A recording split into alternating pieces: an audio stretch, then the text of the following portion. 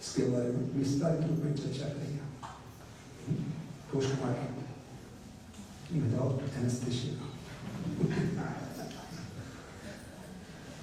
तो द्वेष का मतलब क्या है, कोई बता सकता है? द्वेष किसको कहते हैं? मच्छर। मच्छर का मतलब है मच्छर नहीं, घास, वो भी काटता होता है। ऐसे हम दूसरों को काटते होते हैं बिना काट, उसको कहते हैं मच्छर। इसलिए एक शब्द आता है मच्छर से। मच्छर होता है, मच्छर, मच्छर से शब्द क्या आता है? मच्छर। बिना कारण दूसरों को काट। और कोई अर्थ द्वेष का?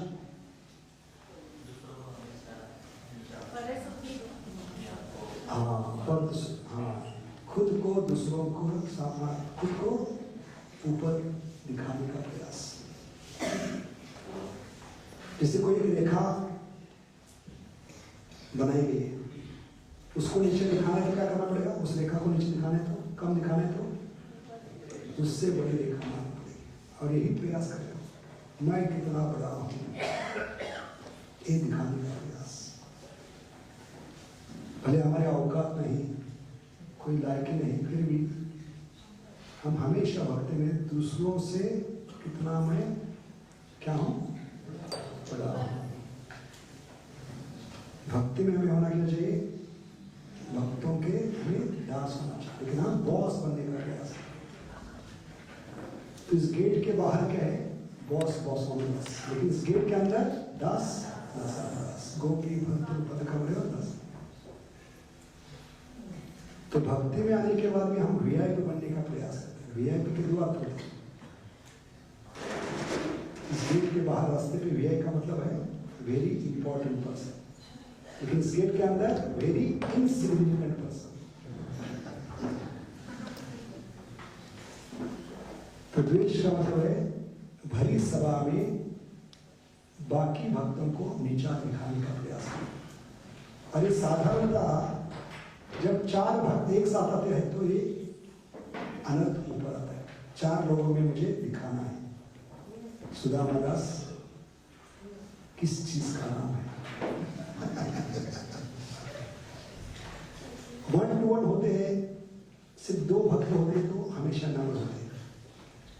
लेकिन जब 4 यार मिलते हैं, जैसे भौतिक जगत में नहीं, एक दूसरे की टांग में खींचना शुरू करते हैं। और ये गंदी आदत हम लेकर भक्ति में आए, इसको कहते हैं द्वेष।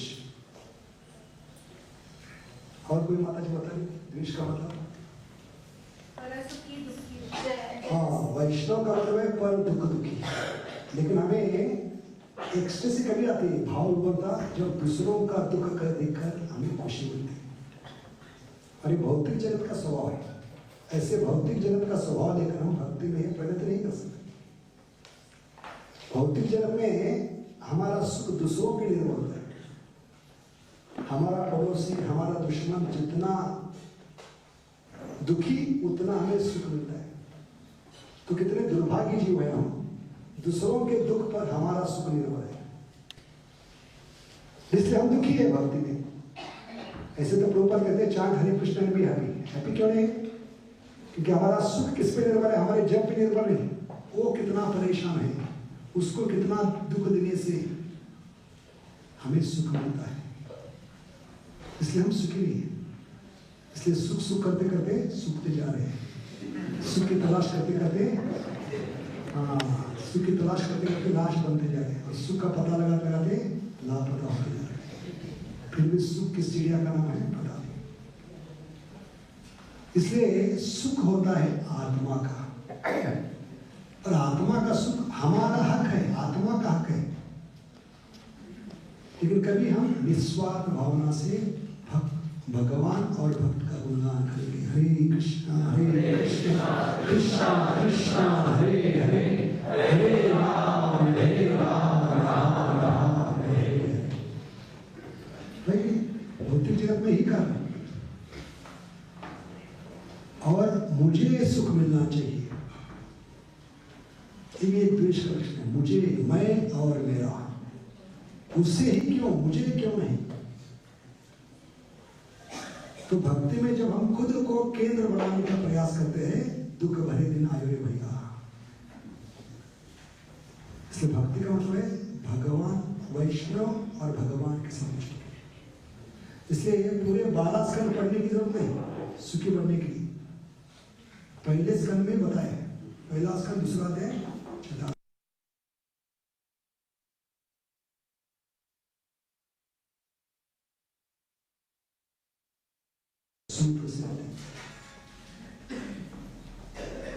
तो किसी भक्त ने प्रश्न किया हम दुखी क्यों हैं, हमें खुशी क्यों नहीं मिलती?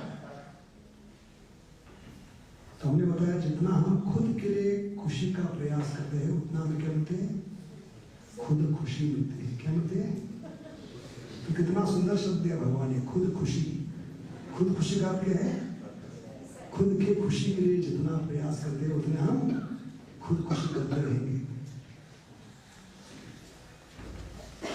अरे एक कटु अनुभव है 84 लाख का। 84 लाख में हमने एक ही मूर्खता की, मैं और मेरा परिवार खुश होना चाहिए, और इस खुशी में हमें सिर्फ गम मिला है। तो खुशी मिलती है बांटने से, इकट्ठा करने से नहीं। बांटते बांटते जिंदगी और खुशी का पता नहीं चला, लेकिन पता चला कि जो बांट रहे थे वो ज्यादा खुश थे। इसलिए आध्यात्मिक जीवन का रहस्य क्या है? In giving we get. इसलिए हम जितना अपने पास रखते हैं उतना हम द्वेषी हैं। भगवान का ज्ञान, भक्ति का ज्ञान, जप का ज्ञान, उतने हम भगवान के प्रतिवेशी, जीवों के प्रतिवेशी। सिर्फ मेरा धिन का स्वरूप वृत्ति या कार्य की वृत्ति। अपने आबोध है, वो क्या कहते हैं? अपने धाम में, अपने इलाके में वो किसी को प्रवेश नहीं। धिन का स्वरूप, भले फल पेड़ से गिर जाए, सड़ जाए, बदबू आए, लेकिन किसको खाने में दूंगा। ऐसे प्रचारक या भक्ति नाम करोगे, ये मेरा इलाका है, भले प्रचार करूं या ना करूं, लेकिन इस एरिया में कोई नहीं आना चाहिए। तो ऐसे हमने क्या किया है, कुत्ते के समान अपना मार्किंग करके रखा है, ये मेरा इलाका। कुत्ते जानते हैं विशेष करते कुत्तों की, रात को 12 बजे मूत्र त्याग कर अपनी एरिया तय करते, और उसके अंदर कोई आता है तो भौंकना शुरू कर देते, ये मेरा इलाका है। तो ये द्वेष की भावना है, अपने पास हर चीज बनाया रखना, जबकि हर एक चीज भगवान से आती है। तो इसको हमें बांटना चाहिए। In giving we get, that is the secret of spiritual life. और कोई मतलब द्वेष का? Jealousy. Jealousy means envy in action. जब किसी व्यक्ति को हम व्यक्तिगत बर्बाद करने का प्रयास करते हैं, उसको जेलसी कहते हैं। तो किसी को बर्बादी करनी है तो पहले खुद की बर्बादी करनी पड़ती है। इसलिए द्वेष सबसे भयंकर है, सबसे खतरनाक है। द्वेष के कारण आदमी सोचता नहीं कि मेरा कितना बर्बादी हो रहा है, मैं कितने खड्डे में जा रहा हूं। कि दूसरों को नीचे खींचने की वृत्ति है द्वेष की भावना। इसको कहते हैं क्रैब मेंटालिटी। केकड़ा देखा है आपने? केकड़ा कहते हैं नहीं क्या? केकड़े की विशेषता क्या है? भारत से जब इंपोर्ट होता है, एक्सपोर्ट बाहर हो जाता है, बाहर एक्सपोर्ट जब होती है, केकड़ा बाहर देशों में चली जाती है, तो उसको पैकिंग नहीं होता। तो एक्सपोर्ट करने के लिए क्या करना पड़ता है?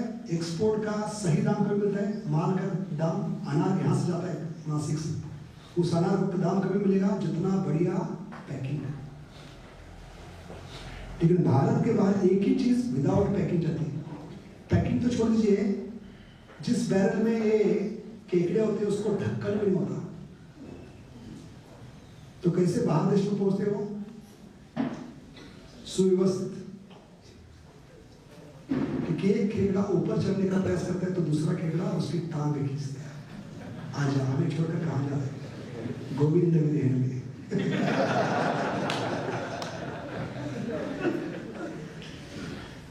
तो ऐसी टांग खींचने की जो आदत है, गंदी आदत है, नुक्कड़ की आदत, भौतिक जगत की, कॉलेज की आदत,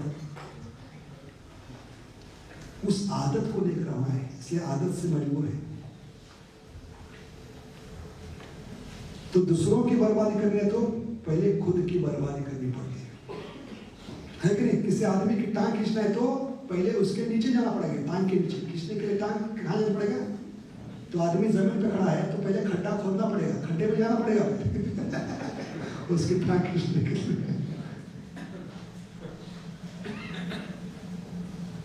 लेकिन आध्यात्मिक जगत क्या है? तो कहते थे एक दूसरे को ऊपर उठाना। Hours is pushing moment. क्या कहते हैं? एक दूसरे को ऊपर उठाने की। ऊपर उठाने के लिए क्या करना पड़ता है? आदमी को ऊपर उठाने तो हम अपने आप हम भी ऊपर जाए।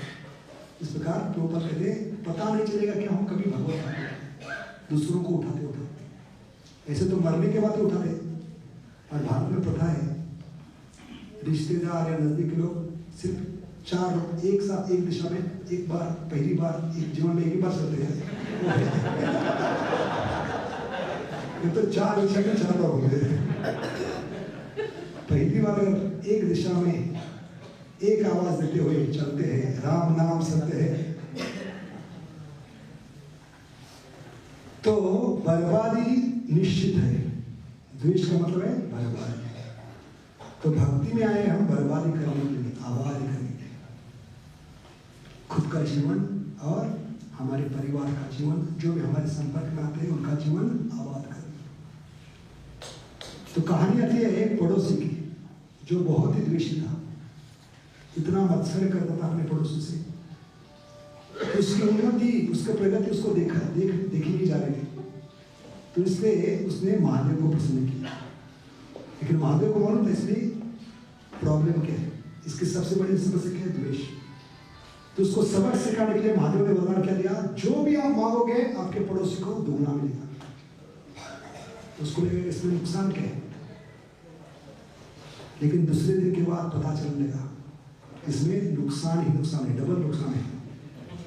क्योंकि मैं एक गाड़ी मांग रहा हूँ, पड़ोसी के आंगन में 2 गाड़ी खड़ी हो गई। मैं एक बंगला मांग रहा हूँ, उसके पास 2 बंगला है। तो मैंने तपस्या की, मैंने पसंद किया, लेकिन फल किसको मिल रहा है? पड़ोसी को। इसलिए वो इतना जलने लगा। जलना, द्वेष किसके समान है? एसिडिटी के समान। एसिडिटी की विशेषता क्या है? अंदर ले भी नहीं सकते, बाहर फेंक भी नहीं सकते।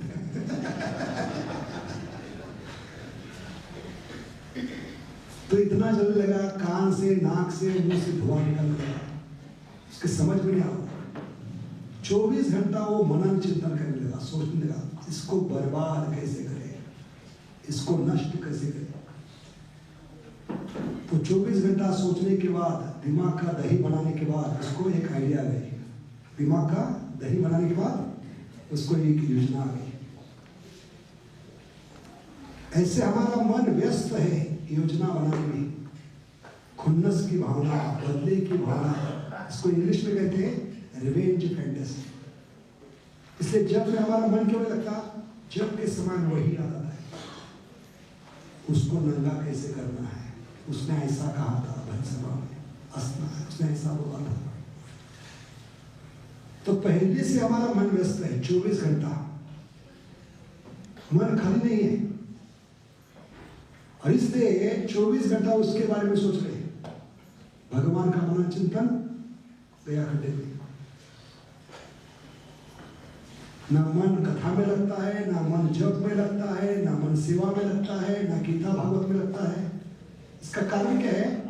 हमारा मन बदले की भावना से व्यस्त है। रिवेंज फैंटेसी कहते हैं उसको। और इस कारण जब तक इस द्वेष की भावना को त्यागेंगे नहीं, तब तक भगवान का नाम, भगवान की कथा रुचि नहीं है। निर्मत्सराणाम सताम। भागवत में क्या कहा है? पहले स्कंद में, दूसरे अध्याय में, ये भगवान का धाम, भगवान की कथा, भगवान का नाम किन लोगों के लिए?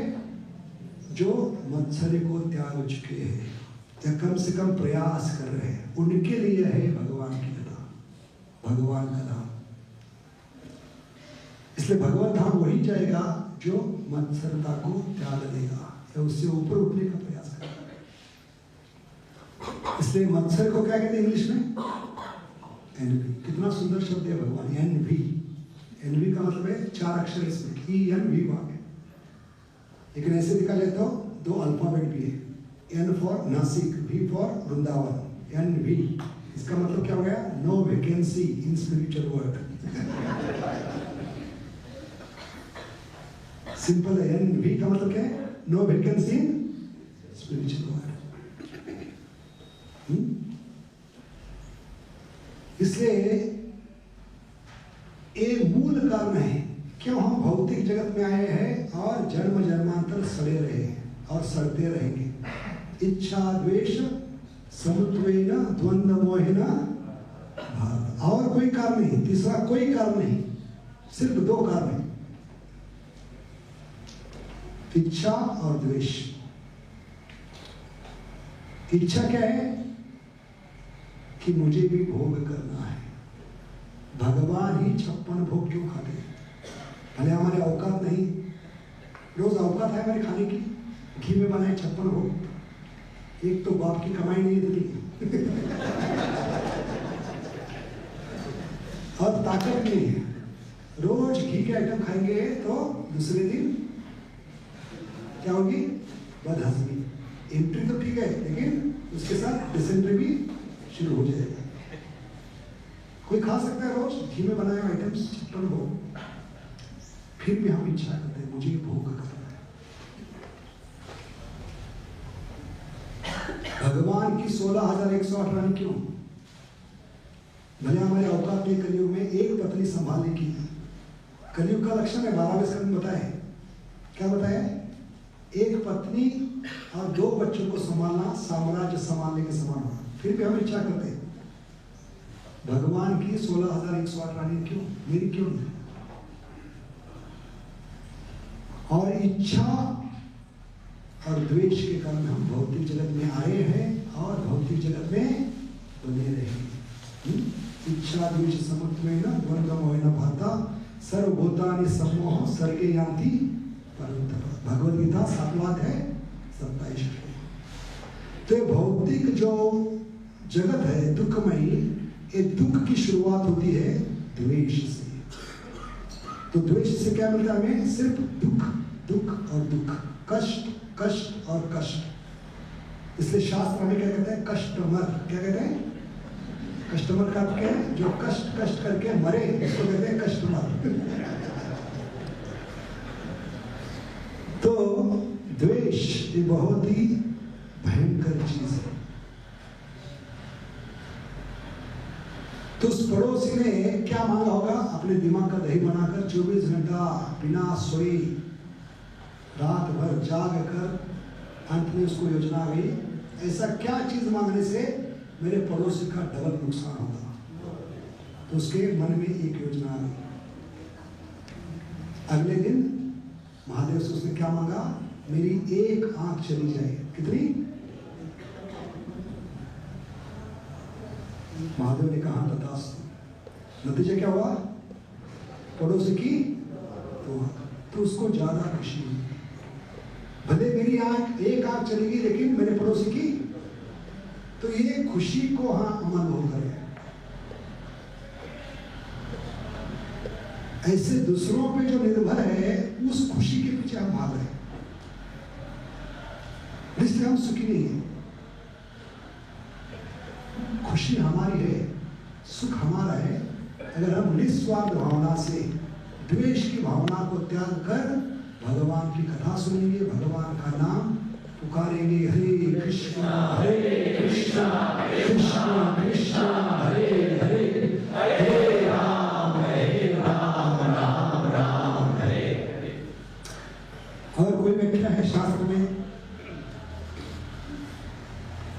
दुख की व्याख्या, दुख का प्रसंग क्या समझ सकते हैं? द्वेष क्या है? द्वेष का मतलब है जो चीज हमें इतना हाथ पैर मारने के बाद भी, इतना प्रयास करने के बाद भी मिलती नहीं, लेकिन सामने के व्यक्ति को आराम से मिलती है। तब जब जलन होती है उसका वर्णन नहीं कर सकते उसको इसको कहते हैं द्वेष। Whatever you wanted when someone else gets so easily before us। Mahabharat में प्रसंग है गांधारी का। 7 सतियों में गांधारी का नाम आता है। इतने ऊंचे दर्जे के उसमें गुण हैं, लेकिन द्वेष ने उसका पूरा बर्बादी कर दिया। तो जितनी भी बर्बादी है, जितना भी संकट है, आपत्ति है, समस्या है, प्रॉब्लम है, इसका जड़ है द्वेष।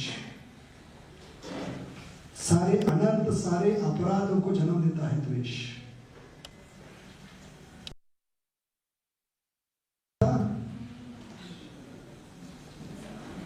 कि भले गांधारी पहले गर्भवती थी, लेकिन भगवान की योजना के अनुसार पहले बच्चे को किसने जन्म दिया? धर्मराज। और शास्त्र के अनुसार वो राजा बनने लायक हुआ। और इसलिए गांधारी का द्वेष बढ़ने लगा। Disturbance in the mind is called as envy. Whatever you want, someone gets before us. Disturbance in the mind is called as envy. So a classical example is Gandhari. तो गांधारी में द्वेष क्यों बढ़ गया? क्योंकि मैंने पहले गर्भधारणा स्वीकार की, लेकिन मुझसे पहले आराम से किसको पुत्र हो गया? कुंती को। इस कारण द्वेष इतना बढ़ गया, उसने अपने द्वेष के कारण अपने गर्भ पे वार करना शुरू किया। कितने हद तक आदमी जा सकता है? द्वेष में आदमी अंधा बन जाता है, उसकी बुद्धि मारी जाती है, खुद का नुकसान कितना कर रहा है सोच नहीं सकता। और इतने दिव्य गुण होने के बाद भी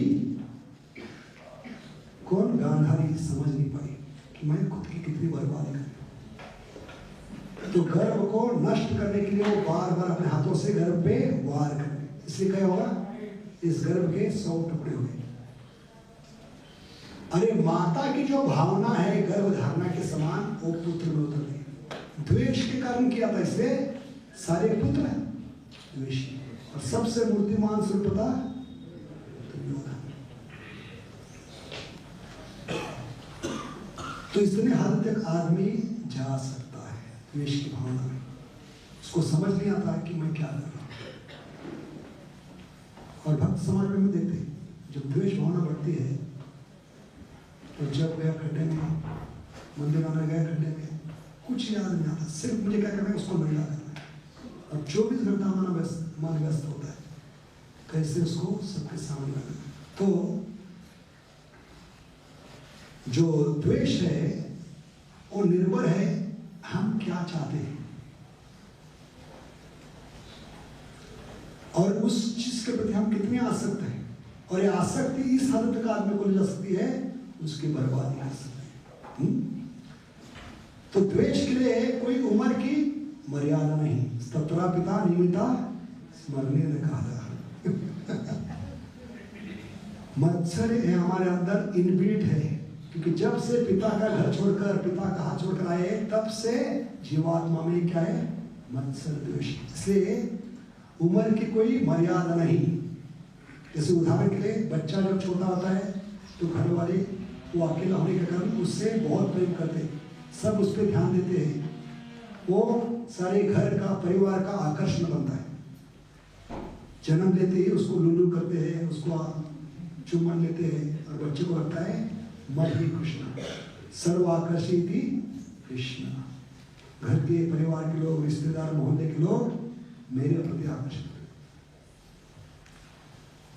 लेकिन उसकी बर्बादी कभी शुरू होती है जब दूसरा बच्चा जन्म लेता है घर में। तो बचपन से बेटी नहीं हमारे शरीर भाई बहनों में भी मत्सर होता है। अगर हम बड़े हैं, छोटे भाई ने जन्म दिया, बहन ने जन्म दिया, मत्सर शुरू हो। अरे जीवन भर हम अंदर जलते होते हैं। किस कारण? कि माँ, पिता, माता पिता मुझ पर ध्यान नहीं देते, पहले की तरह ध्यान दे रहे थे। तो इसका कारण क्या है? मेरा नया बच्चा, हम नया जन्म लिया हुआ भाई, तो बचपन से दुश्मनी, बचपन से द्वेष शुरू। इस प्रकार हम देखते हैं कि द्वेष के लिए कोई उम्र की पाबंदी नहीं है। द्वेष बचपन से नहीं, जन्म जन्मांतर हमारे अंदर पल रहा है, और इसको निकालना इतना आसान नहीं। ये कोई खेल की मूली नहीं, जब चाहे उखाड़ कर फेंक देना नहीं। इसलिए भागवतम कहती है कि भागवतम क्या है, किनके लिए? निर्मत्सराणाम सदा, जो द्वेष से मुक्त हो चुके या कम से कम मुक्त होने का प्रयास करें, ऊपर उठने का प्रयास करें, उनके लिए। इसलिए भागवतम में पहले ही कैतव धर्म को लात मारकर निकालते हैं। भागवतम क्या है? भगवान का शुद्ध क्या है? कथा है, भगवान का शुद्ध नाम है।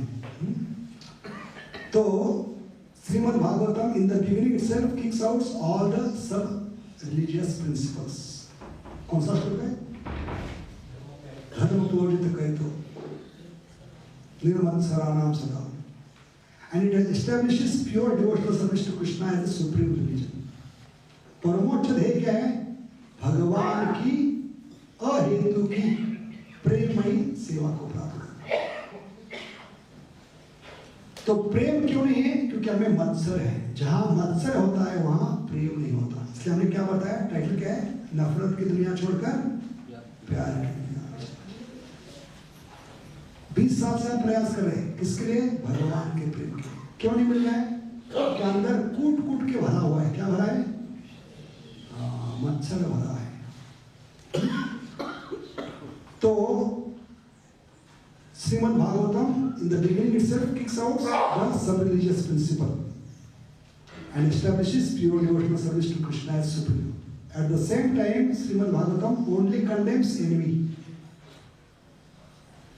तो भागवत में क्या करें? निर्मत्सरना, मत्सर का जिक्र किया है, बाकी अनर्थों का नहीं। क्या कारण है इसका? क्योंकि इस एक अनर्थ का आप क्या करेंगे? ध्यान रखेंगे, ऊपर उठने का प्रयास करेंगे, तो अपने आप बाकी अनर्थों से आप उठ। जैसे गाड़ी में एक मास्टर की होती है दरवाजे खोलने की, वो मास्टर की घुमाएंगे तो अपने आप क्या हुए? बाकी दरवाजे अपने आप खुल जाएंगे, अलग से दरवाजे खोलने की जरूरत नहीं। ऐसे भागवतम एक मास्टर की दे रहा है। मास्टर की क्या है? इस पे ध्यान दीजिए, मत्सरता पे। इसलिए निर्मत्सराणाम सदाम, कामानाम सदाम नहीं, निर्मत्सराणाम।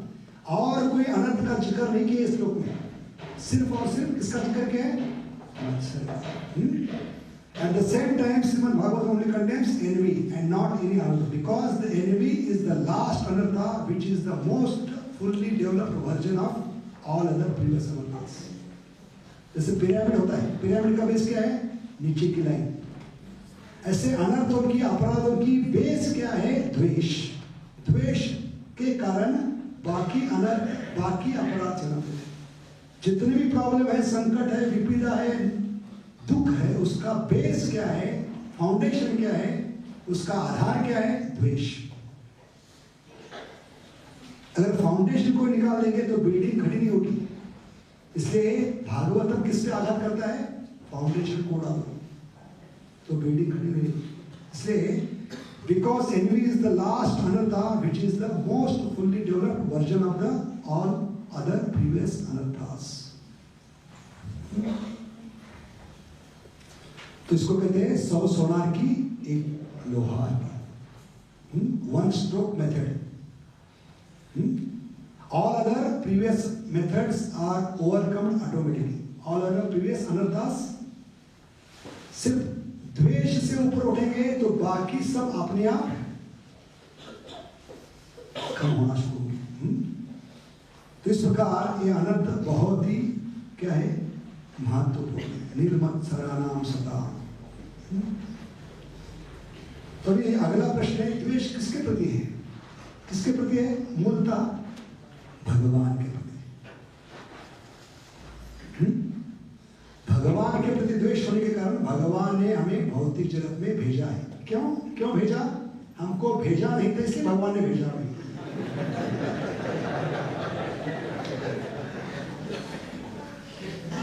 क्या आध्यात्मिक जगत में क्या होता है? निरंतर भगवान और भक्तों का गुणगान।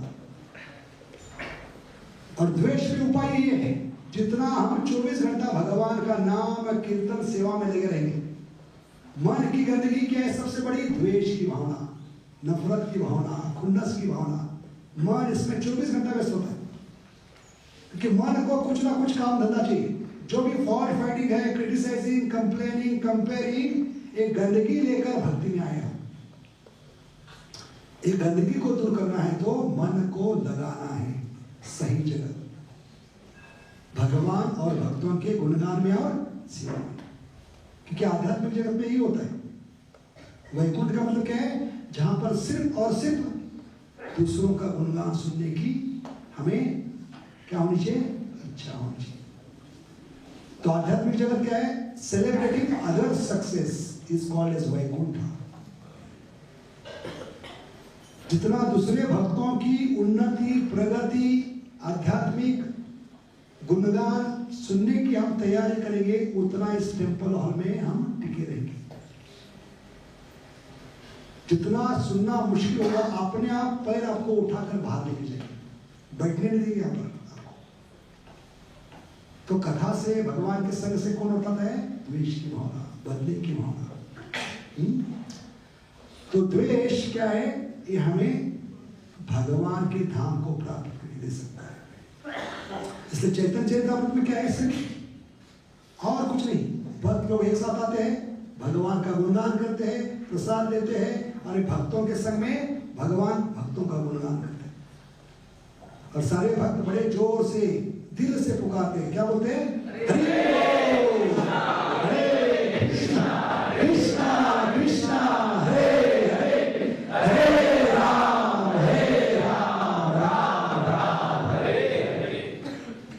बोलते हैं।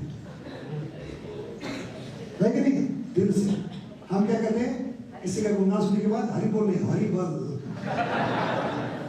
तो ये फर्क है, इसलिए हम सड़ रहे हैं। जमीन आसमान का फर्क है हरि बोल में और इसका ही गुणगान किया हो रहा है। इससे बढ़िया लेक्चर मैं दे सकता हूँ, इससे बढ़िया मैं गा सकता हूँ। इसका मतलब है ऑथोरिटी को अक्ल नहीं, गुरु महाराज को अक्ल नहीं, भगवान को अक्ल नहीं। सब क्या अक्ल निकालना शुरू करते हैं, क्योंकि हमें अक्ल डाला जाती है। इसलिए सबसे बड़ी बीमारी है दोष देखना। तो लक्षण क्या है बीमारी का? दोष देखना। लेकिन बीमारी क्या है? द्वेष। तो द्वेष एक बीमारी है, और उसका लक्षण क्या है? दूसरों में दोष देखना। भले इतना सुंदर श्रृंगार किया है, लेकिन सोचते हैं पगड़ी में एक फूल इधर होना चाहिए, क्योंकि हम खुद फूल है।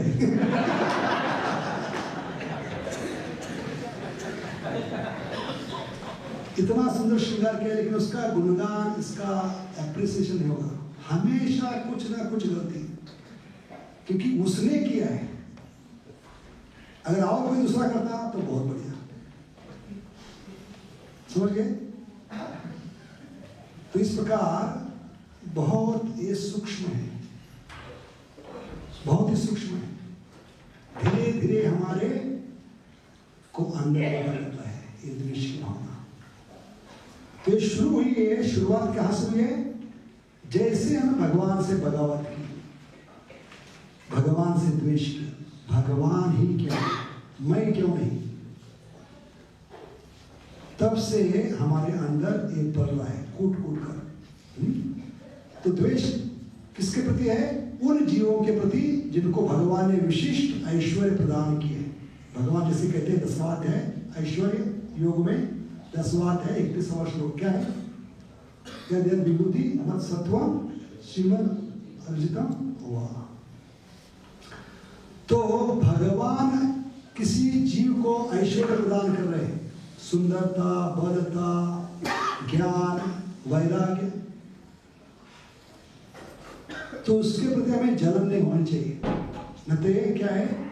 द्वेष का प्रतीक है।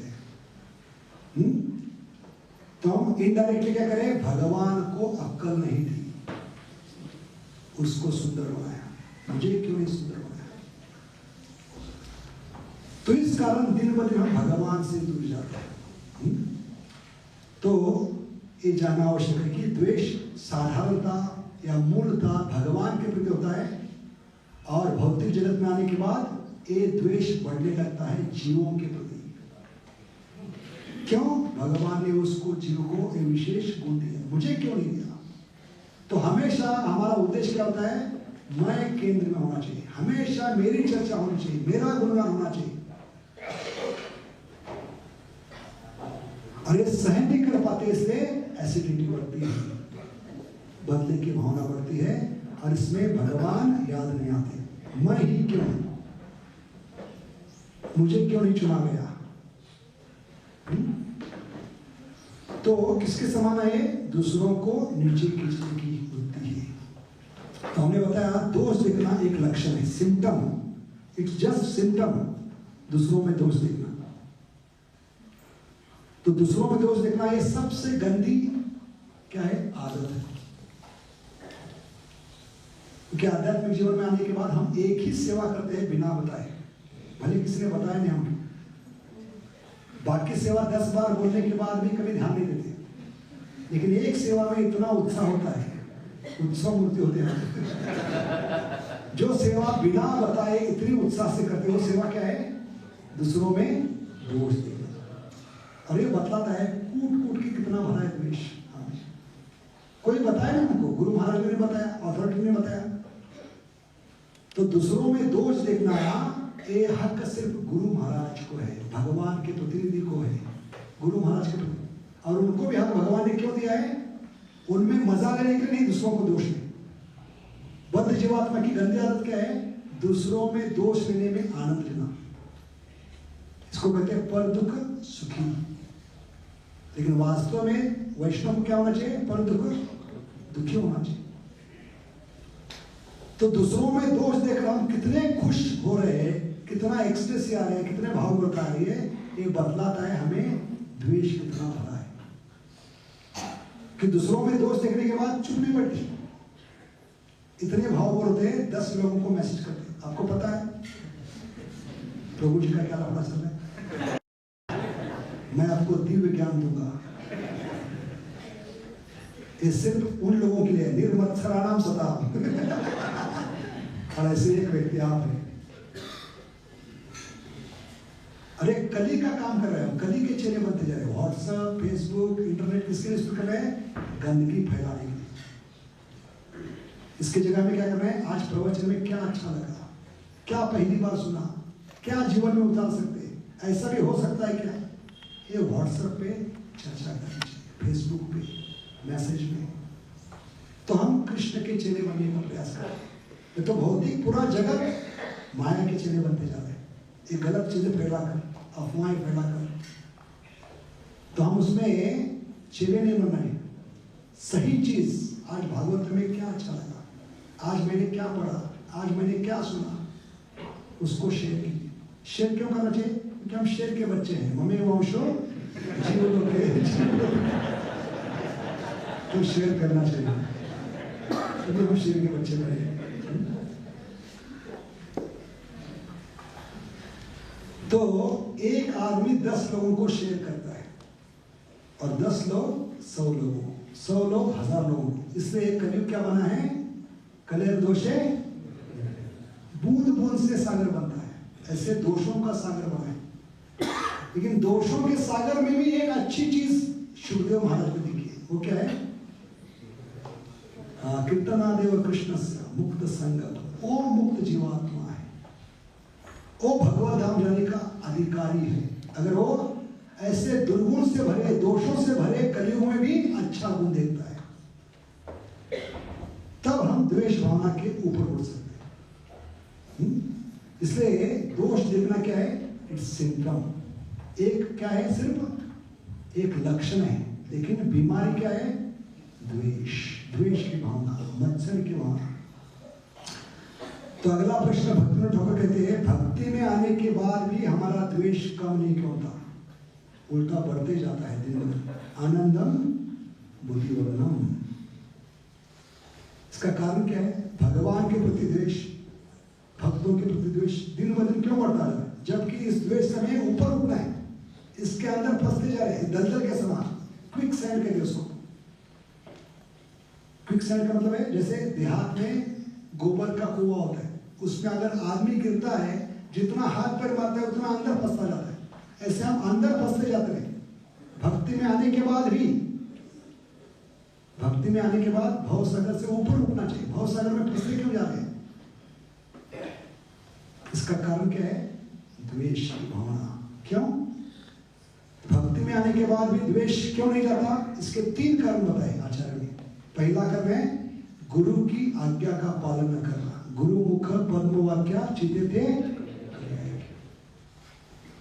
इसलिए हमें व्यवसाय का बुद्धि नहीं मिलती। 3 प्रकार की बुद्धि होती है। एक है विवेक बुद्धि मनुष्य जीवन में, उसको क्या कहते हैं? डिस्क्रिमिनेशन। 3D क्या है?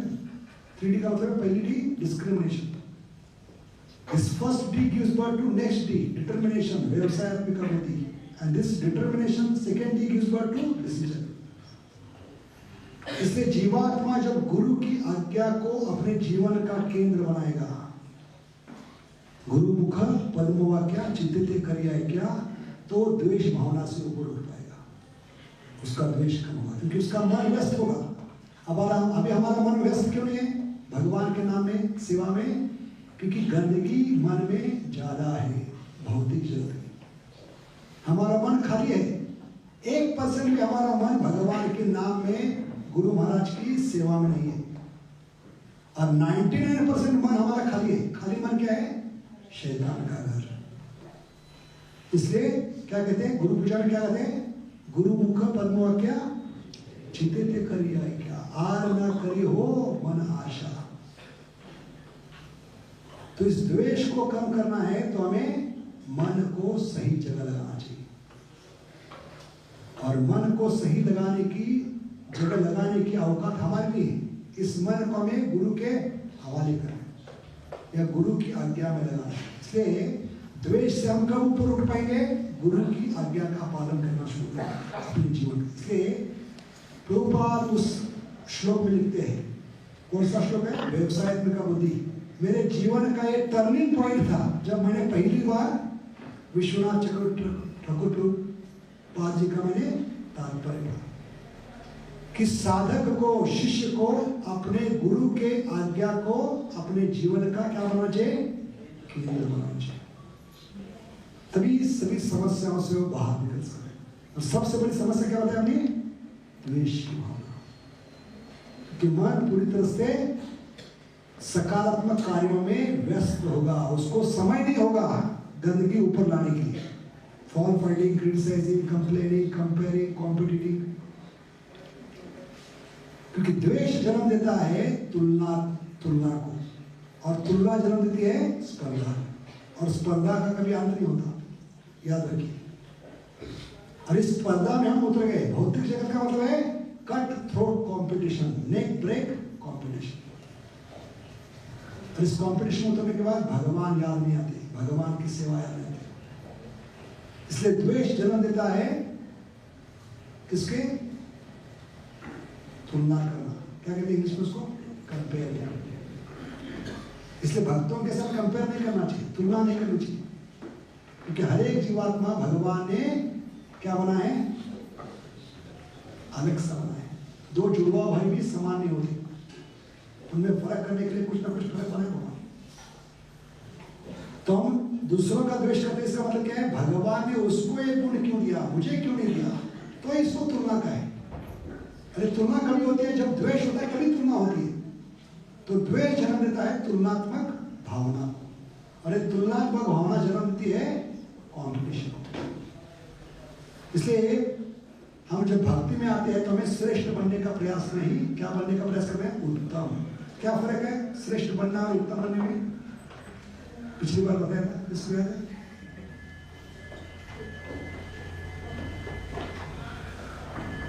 श्रेष्ठ बनने में हम हमारे देवी गुण भूल जाते हैं।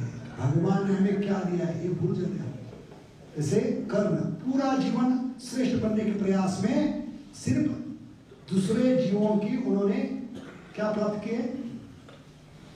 शाप प्राप्त किए। तो भक्ति में आते हैं तो हमें कर्ण नहीं बनना है, अर्जुन बनना है। जमीन आसमान का फर्क है कर्ण में और अर्जुन में। भले उसके पास कवच था, कुंडल था, परशुराम से शिक्षा प्राप्त किए थे, गंगा के पुत्र है, सूर्य के पुत्र है, क्या कमी थी उनमें?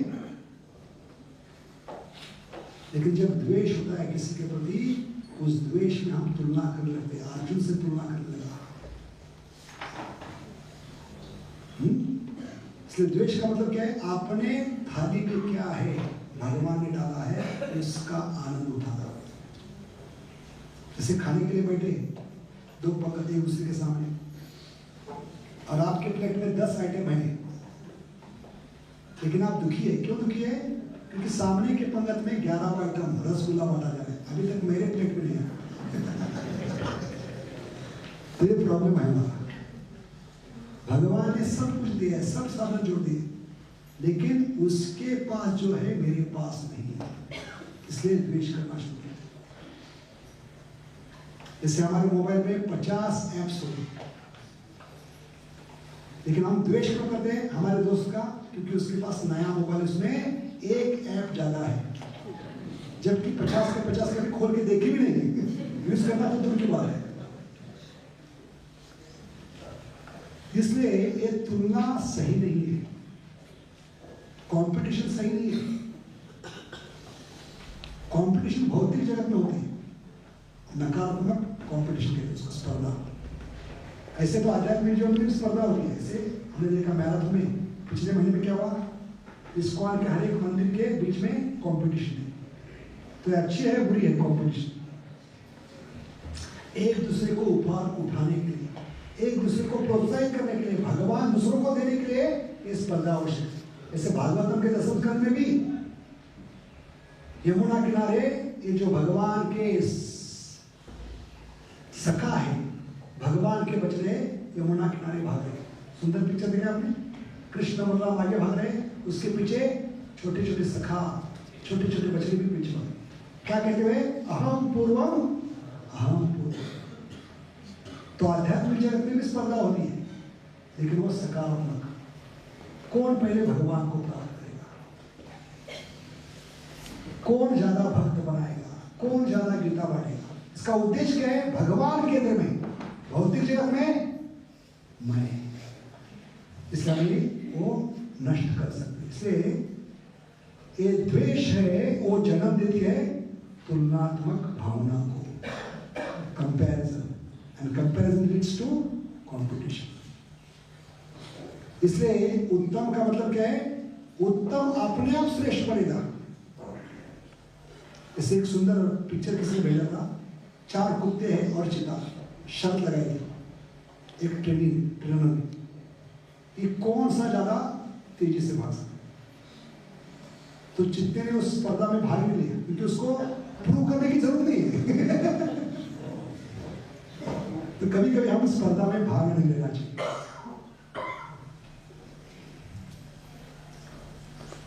कि स्पर्धा में जब भाग लेते हैं तो हम खुद को प्रूव करने का प्रयास कर रहे हैं, मैं कितना श्रेष्ठ हूं।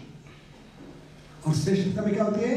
हम दूसरों के बद्दुआ ही प्राप्त करते हैं, शाप ही इकट्ठा करते हैं। जैसे कर्म ने पूरे जीवन में क्या इकट्ठा किया है? सिर्फ शापों को इकट्ठा किया।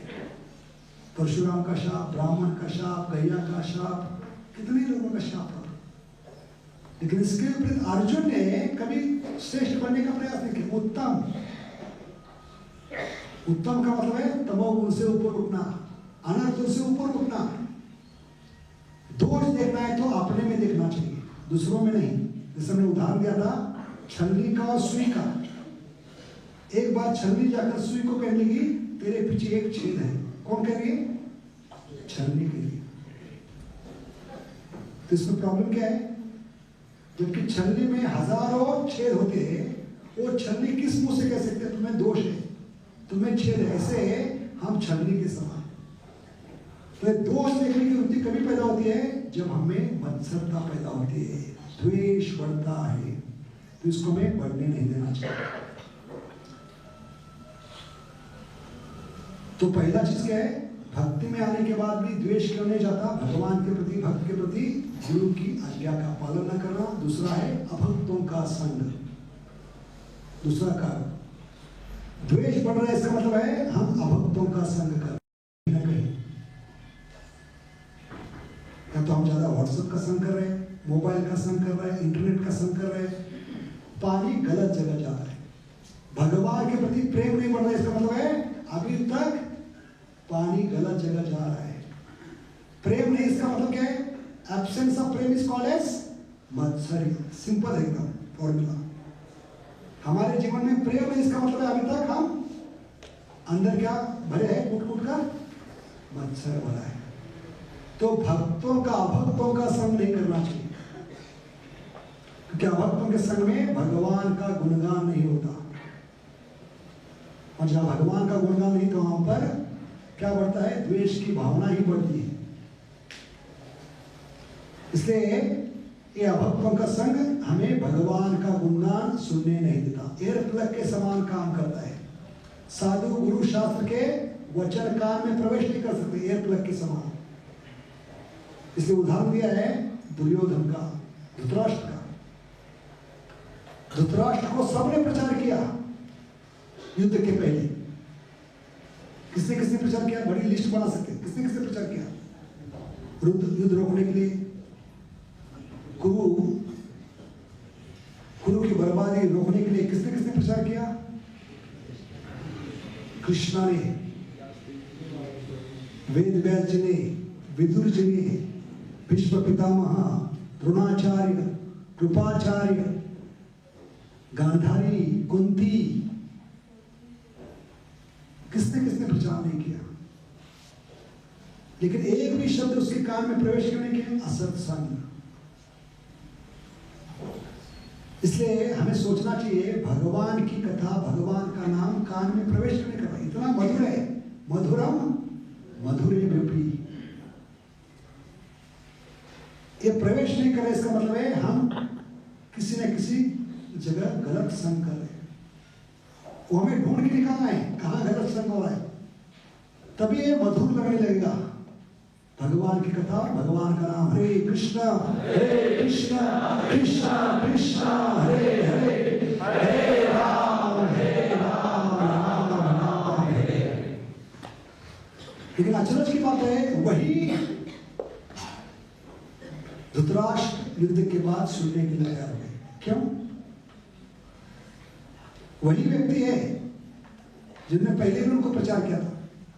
विदुर जी, छोटे भाई, जिस विदुर को दुर्योधन ने महल से बाहर निकाला था, क्या कहकर?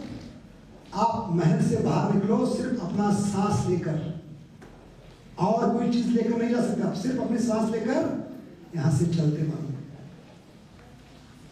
लेकिन ऐसे बेइज्जत होने के बाद भी वही विदुर जी फिर से आए अपने बड़े भाई को बचाने के लिए, और बड़े तीखे शब्दों में उनको प्रचार किया। और अब धृतराष्ट्र तैयार हो गए। क्यों तैयार हो गए? विदुर पहले भी प्रचार किए थे और अभी भी प्रचार करें। पहले सुने नहीं, क्यों? क्योंकि इस युद्ध के बाद सारा असत्संग खत्म हो गया। तब धृतराष्ट्र के कान तैयार थे सुनने। ऐसे भगवान की कथा, भगवान का नाम सुनने के लिए कभी तैयार होंगे जब इस असत्संग से हम बाहर निकलेंगे। भौतिक जगत के लोगों का संग हम कम कर देंगे, भले टीवी के रूप में, व्हाट्सएप के रूप में, फेसबुक के रूप में, इंटरनेट के रूप में, प्रजा ग्राम्य कथा, पॉलिटिक्स, ये चीजें रोकती है भगवान का गुणगान सुनने से। और जब तक सुनेंगे नहीं तब तक द्वेष की भावना कम नहीं होगी। इसलिए असत्संग को त्यागना है। और तीसरा कारण है खराब साधना। सुबह भक्तों के संग में आकर हमें क्या करना चाहिए? साधना ठीक करना चाहिए। क्योंकि हमारी प्रॉब्लम क्या है? हफ्ते में एक दिन आते हैं भगवान पे एहसान करने के लिए, और बाकी 6 दिन पीछे बैक बाइटिंग कहते हैं उसको। क्या कहते हैं? Back biting. क्या कहते हैं हिंदी में उसको? हिंदी में क्या कहते हैं बैक बाइटिंग? चुगली। हाँ, दूसरों की चुगली करना। 6 दिन चुगली में लगे रहते, और एक दिन आती भी है तो उसमें भी ध्यान नहीं होता। ध्यान कहाँ होता है? घड़ी पे। घड़ी घड़ी घड़ी देखते होते हैं, क्योंकि आए खत्म करनी है, कथा खत्म करनी है, भगवान का नाम खत्म करना है। तो इस भावना से आएंगे तो हम खत्म हो जाएंगे। इसलिए भक्तों में प्रेम कभी बढ़ेगा जितने हम एक साथ ज्यादा मात्रा में आएंगे। तो प्रभुपाद ने मंदिर बनाए किसके लिए? हफ्ते में एक दिन के लिए नहीं, ज्यादा से ज्यादा समय हम भक्तों के संग में आए। हो सके तो दिन में कम से कम एक बार। ऐसे तो 16 माला करनी है, क्यों ना भक्तों के संग में बैठकर 16 माला करे। हरे कृष्णा कृष्णा कृष्णा हरे हरे, हरे राम राम राम हरे। भागवत में पढ़ना है तो क्यों ना भक्तों के संग में आकर चर्चा करें, क्योंकि भगवान कहाँ प्रकट कर होते हैं? जहां भक्त एक साथ आते हैं तो भगवान प्रकट होते हैं। ना हम तिष्ठामि वैकुंठे ना हम योगिनाम देशवा यत्र गायन्ति मद्भक्ता तत्र तिष्ठामि। इसके विपरीत क्या है? एकांत की भक्ति उत्पाते योग। एकाकी ना ही बल पाए हरिनाम संकीर्तन। इसलिए साधना भक्तों के संग में होती है, अकेले नहीं। इसलिए उसको संकीर्तन का है। अकेले करने का प्रयास करोगे तो संकी बनोगे, कीर्तन नहीं होगा।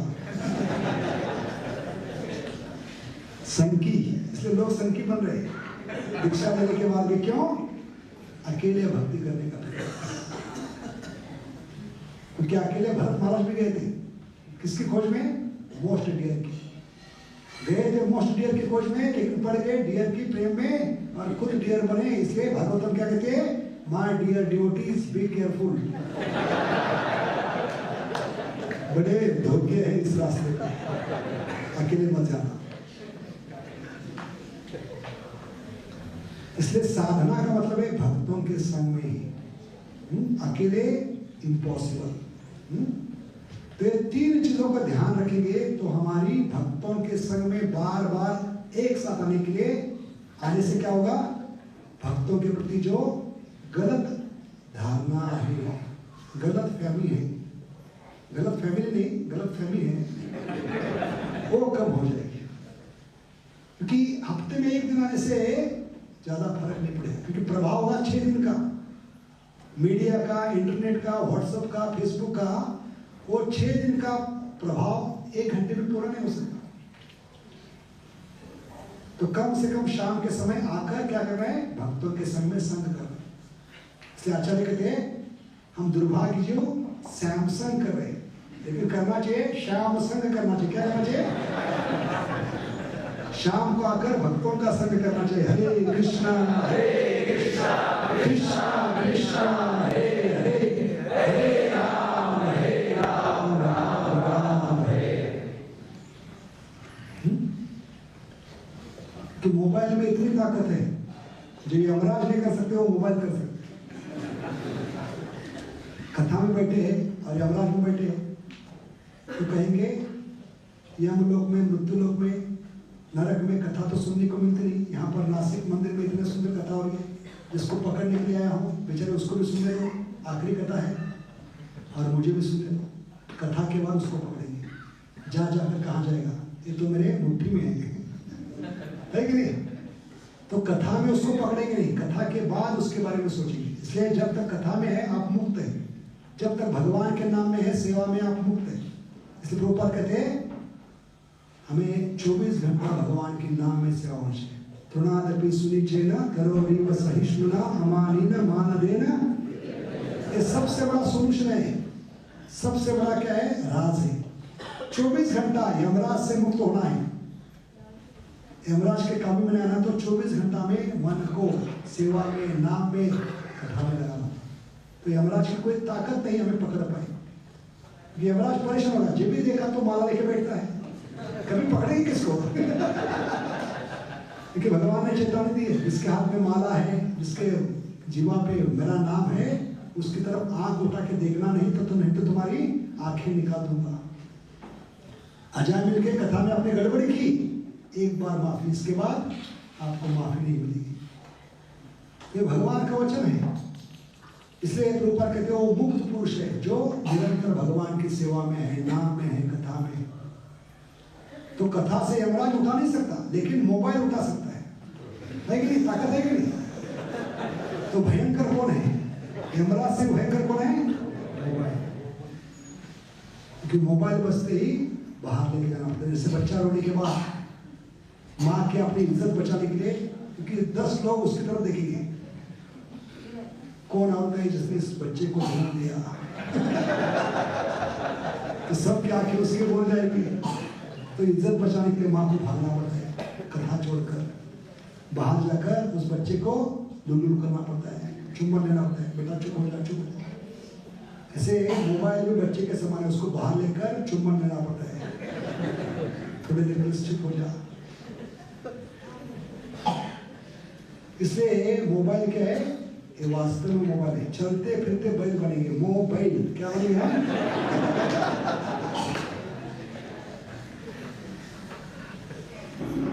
इसलिए आवश्यक है कि हम ये 3 चीजों का ध्यान रखें। गुरु की आज्ञा को अपने जीवन का केंद्र बनाए। गुरु मुख पद्म आज्ञा चित्त करिया क्या? दूसरा है आवक्तों का संग, धीरे धीरे हम कम करें। और तीसरा है खराब साधना, साधना को हम सुधारें।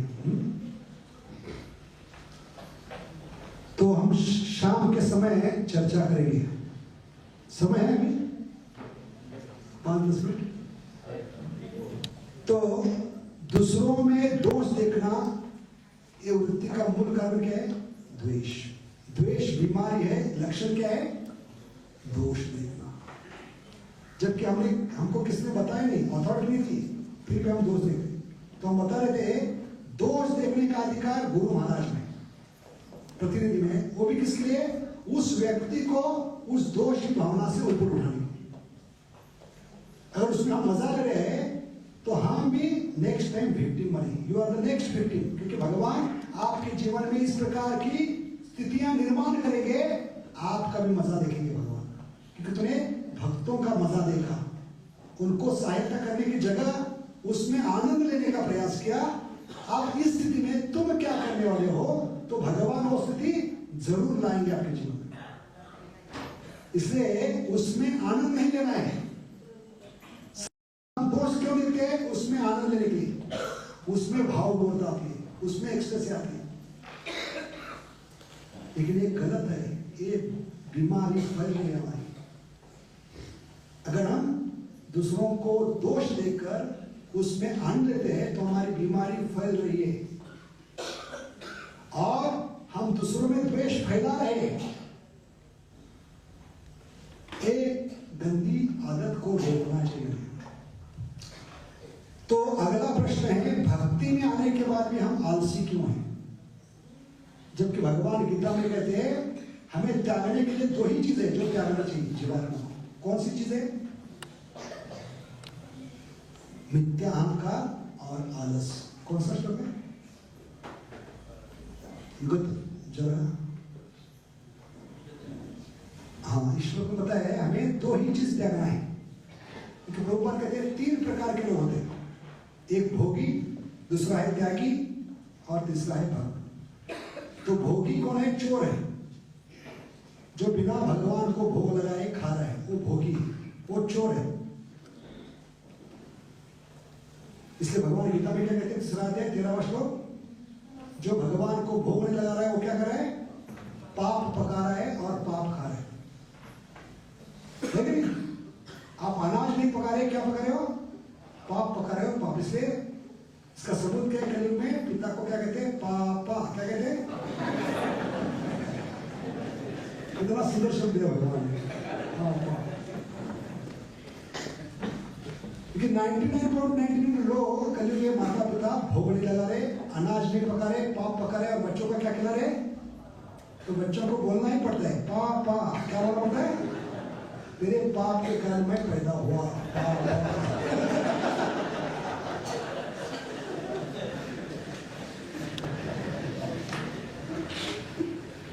तो जो भोग नहीं लगा रहा है वो चोर के समान है, भोगी।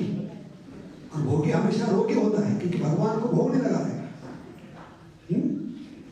भले हम भक्त बने हैं तो भगवान को याद नहीं करते, सिर्फ प्लेट सामने आने के बाद ही भगवान को याद करते। इसलिए इतने गए गुजरे भक्त नहीं होना चाहिए, भगवान को हमेशा याद करना चाहिए। हर एक निवाले पर भगवान को याद करना चाहिए। जब मुंह में अनाज भी डालते हैं, निवाला डालते हैं, तो कितनी बार चबाना चाहिए? आजकल के डॉक्टर कहते हैं बीमारी नहीं चाहिए, हमारा थोबड़ा नहीं देखना है, दवा खाना नहीं आना है। दवा खाने का मतलब क्या है? दबा के खाना, दवा खाना नहीं आना है, हमारा थोबड़ा नहीं देखना है। तो मित्र के नाते आपको सलाह देते हैं, जो भी मुंह में निवाला डाले हो कितनी बार चबाओ? 32 बार। 32 बार क्यों? क्योंकि 32 दांत है, हर एक को काम धंधा चाहिए। तो 32 बार चबाओ। तो कोई भक्त डॉक्टर है, कोई डॉक्टर भक्त को क्या कहेगा? जब 32 बार चबा रहे हो तो उसके साथ 2 मंत्र भी बोलो, हरे कृष्णा कृष्णा कृष्णा हरे हरे, हरे राम राम राम हरे। तो इस प्रकार भोग लगाना चाहिए भगवान। तो भोगी क्या है? हमेशा रोगी है। और त्यागी कौन है? मूर्ख है, उल्लू का पट्टा। तो प्रभुपाद क्यों कहते हैं त्यागी को मूर्ख क्यों कहते हैं? प्रभुपाद कहते हैं माँ के गर्भ से जमीन लेकर आया था, गाड़ी लेकर आया था, बड़े गर्व से कह रहा है इस्कॉन को जगह दी। तुम्हारे बाप की जमीन थी?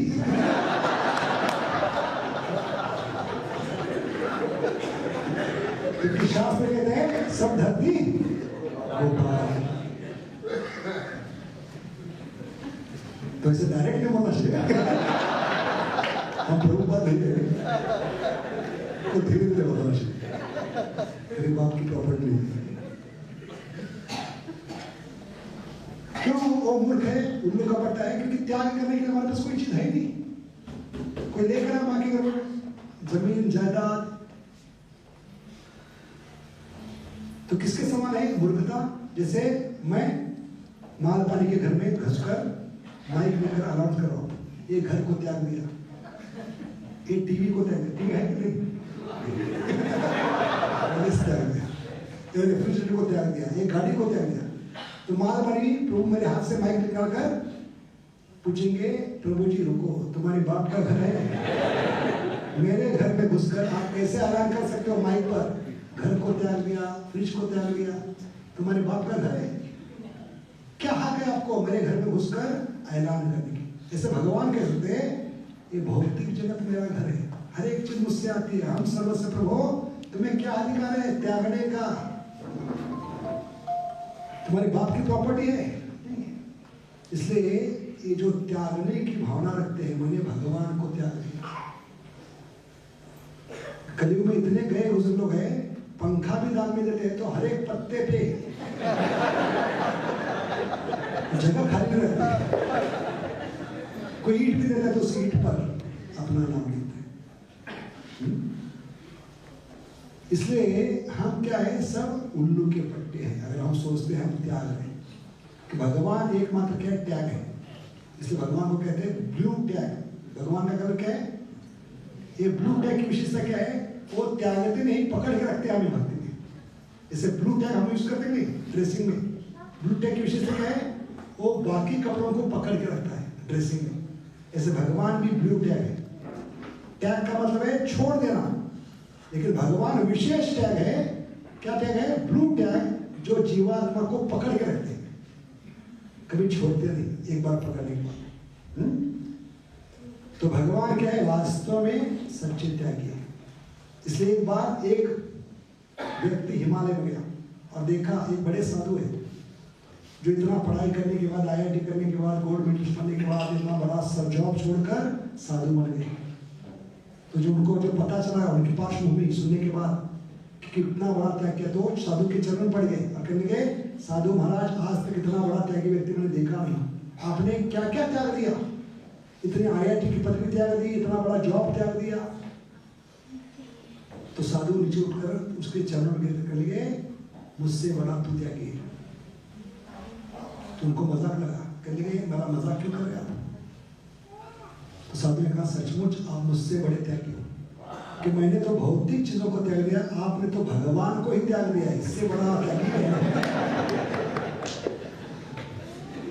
ऐसे त्यागने के लिए हमारे पास कोई चीज नहीं है। त्यागना है तो हमें क्या त्यागना है? सिर्फ मिथ्या अहंकार, क्योंकि जो नहीं है उसको हम मान के बैठे, इसको मिथ्या अहंकार। जैसे प्रभुपाद बताते नहीं, ये तुलना में कार और ड्राइवर, इस तुलना में हम कौन है? कार है कि ड्राइवर है? क्या है? आत्मा ड्राइवर के समान है और शरीर कार के समान है। तो इसमें कौन है? हम वास्तव में ड्राइवर है। लेकिन ड्राइवर जब खुद को कार समझता है तो वहां से शब्द आते हैं अहंकार। समझ गए? ड्राइवर जब खुद को कार समझता है, आई एम कार, तो शब्द क्या आते हैं? अहंकार।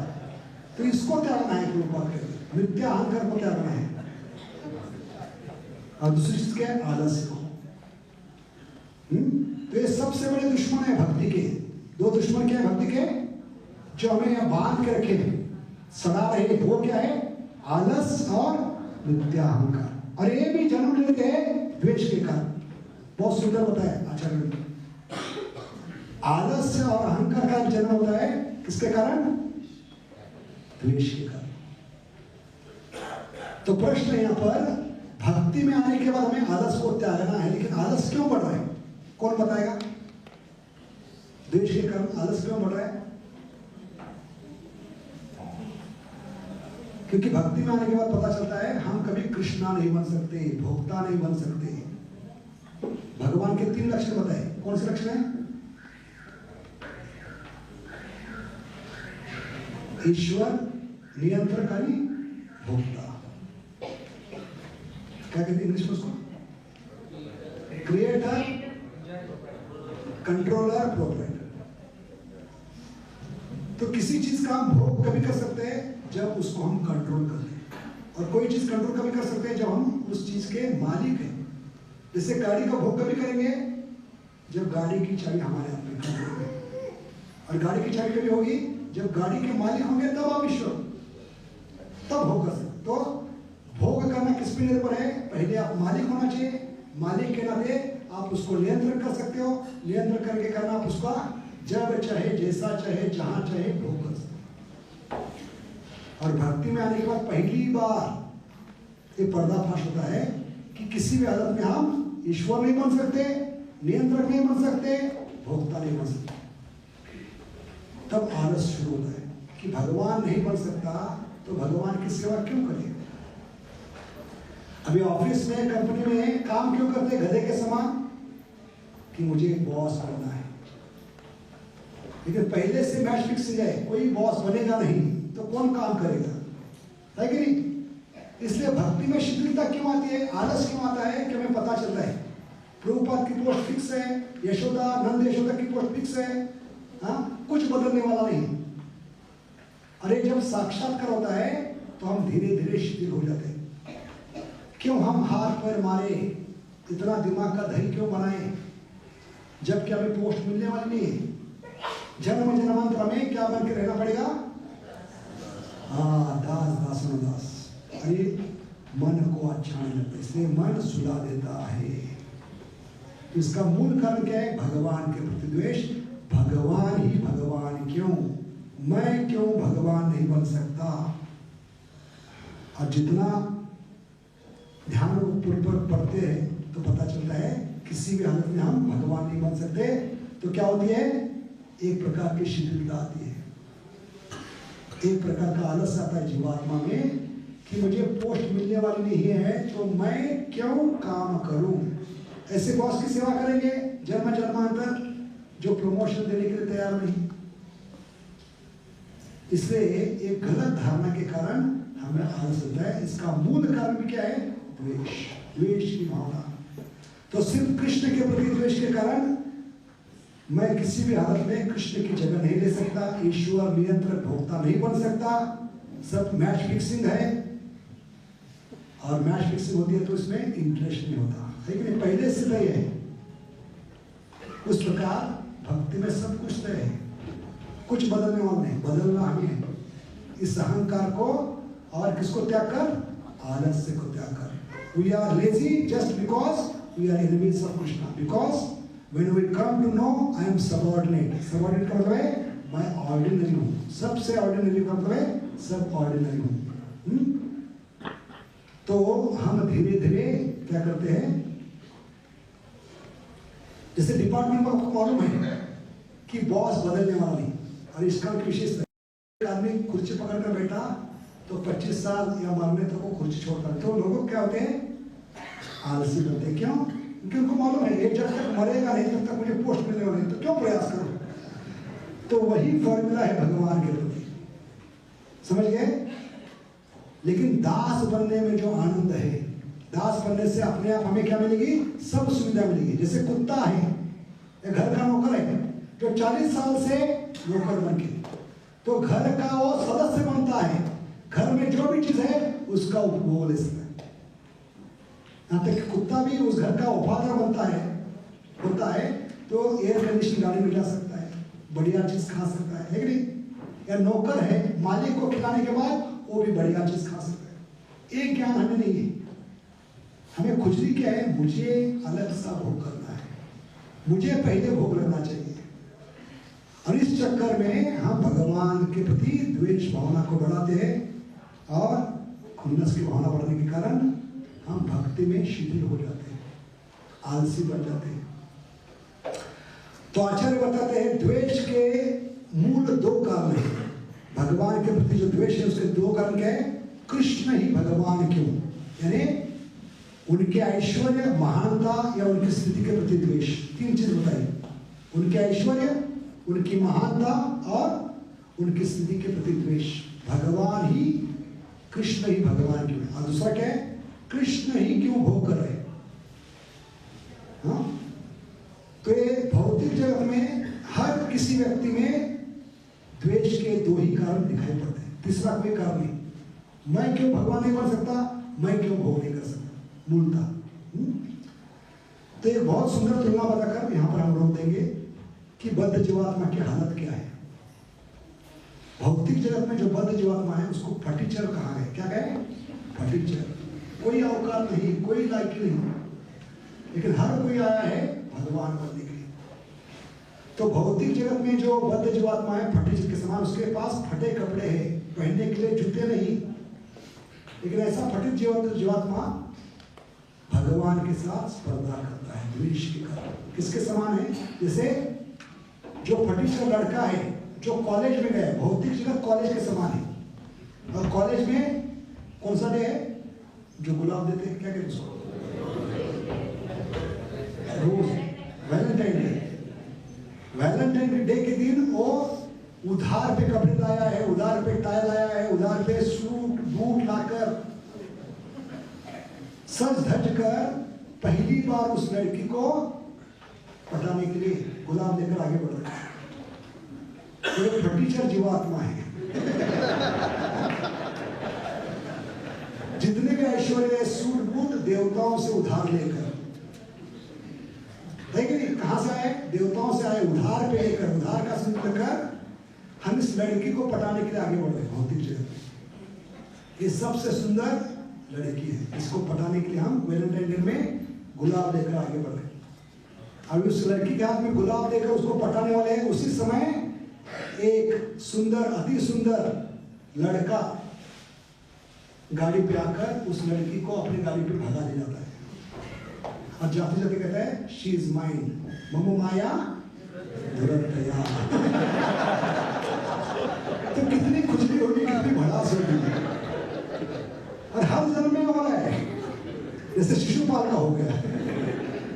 अभी एक क्षण में रुक्मिणी शिशुपाल की होने वाली थी, उसी समय जैसे शेर अपनी शिकार को उठा के लेके जाता है, वैसे शिशुपाल की हालत में कितनी एसिडिटी बड़ी होगी, कितना द्वेष बढ़ा। वैसे शिशुपाल को द्वेष का मूर्तिमान स्वरूप कहा गया। और हम सब शिशुपाल के बाप हैं। सोच सकते हैं कितना कूट कूट के भरा है। इसलिए हम सब जीवात्मा फटीचर है, देवताओं से उधार लेकर इस भौतिक जगत का भोग करने के लिए चले। भौतिक जगत कॉलेज के समान है, उस लड़की को पता नहीं के हर जीवन में अभी पटने वाली है। उसी समय ब्लू बॉय आकर उठा कर लेके जाता है। और जाते समय क्या कहते हैं सरकास्टिकली, शी इज माई मम माया दुरत्या। इसलिए शाम को हम देखेंगे इस द्वेष के कारण कितने नुकसान हो सकते हैं, कितना धोखादायक है। द्वेष किसके समान है? एक बहुत ही सुंदर विषय है, एक पर्दे पे होगा क्योंकि शाम को पर्दाफाश होगा। तो वीडियो के साथ इस द्वेष को पर्दे हटाएंगे ताकि हम इस द्वेष से ऊपर उठकर कहाँ जाएंगे? नफरत की दुनिया छोड़कर प्यार की दुनिया में। क्योंकि भगवान का धाम क्या है? कौन सा श्लोक है? ब्रह्म संहिता का आखिरी, तथा गानम नाट्यम राष्ट्रीय कांता कांता तथा गानम। गाना भी किसके समान है? बोलना भी गाने के समान है, चलना भी नृत्य करने के समान है। इसलिए ऐसे धाम में जाना है तो हमें इस अनर्थ को समझना होगा। ये कितना धोखादायक है। क्यों हमें ईर्ष्या की भावना नहीं रखनी चाहिए? भक्तों के संग्राम का, गुरु के प्रति ईर्ष्या, भक्तों के प्रति ईर्ष्या, यहाँ तक कि भौतिक जगत के बद्ध जीवात्मा के प्रति भी ईर्ष्या नहीं रखनी चाहिए। और ये जो प्रयास करेगा वो हकदार होगा। किसके लिए? Confirm ticket. आने से नहीं, वेटिंग नहीं, कंफर्म टिकट मिलेगा उसको भगवत धाम का। क्योंकि जिसमें एनवी है उसके लिए नो वैकेंसी इन स्पिरिचुअल। तो शाम के समय हम इस विषय को आगे बढ़ाते हुए चर्चा करेंगे। कितना धोखादायक है, कितना नुकसान है, कितनी बर्बादी है इस द्वेष की भावना के कारण। बहुत बहुत धन्यवाद। हरि कृष्ण। बोलो मेरा हरिनाम संकीर्तन की, शील प्रभुपाद की, सामवेद गौर भक्तुंद की, गौर प्रेमानंद। तो प्रश्न उत्तर अगले हफ्ते होंगे इसी जगह इसी वक्त। क्योंकि विषय अभी तक पूरा नहीं हुआ। जब तक विषय पूरा नहीं होगा तब तक प्रश्न रहेंगे।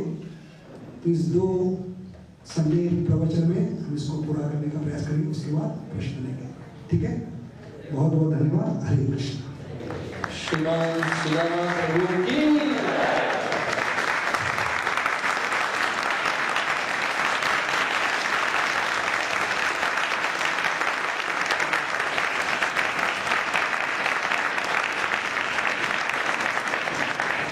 तो आज शाम को बड़े पर्दे पे बड़ा पर्दाफाश होने वाला है। तो सारे भक्तों से अनुरोध है कि शाम को भी एनबी पार्ट 2 में सुदामा प्रभु के श्रीमुख से हम इस अनर्थ को कैसे, इसका क्या नुकसान होता है हमारे जीवन में, ये सुनने के लिए आएंगे। हाँ, उसमें भाग लीजिए। वीडियो में भाग मत जाइए, भाग लीजिए उसमें। अगले रविवार को भी सुबह भगवतन क्लास में पार्ट 3 होगा और बाद में अगले रविवार को शाम को भी संडे फिस्ट द्वारा किया जाएगा। तो जो भी आपके प्रश्न है उसको लिखते रखिए ताकि जब प्रश्नोत्तर का समय आएगा अगले सेशंस में तो आप उसको पूछ सकते हैं, चिट्ठी भेज के उसको पढ़ के पूछ सकते हैं। हरे कृष्ण। तो आज शाम को ठीक 7:30 बजे।